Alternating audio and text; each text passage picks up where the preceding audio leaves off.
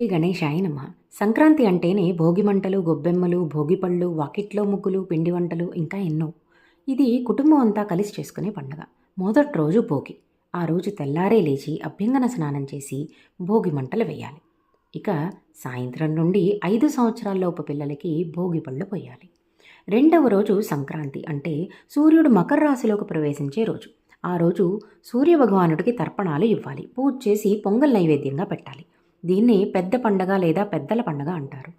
పితృదేవతలకి నైవేద్యాలు పెట్టే రోజు. అలాగే నువ్వులతో చేసిన పదార్థాలను తినాలి. ఇక మూడవ రోజైన కనుమ ఇంట్లో ఉన్న పశు సంపదకి పూజ చేసే రోజు. ఈరోజు గారెల నైవేద్యంగా పెట్టాలి.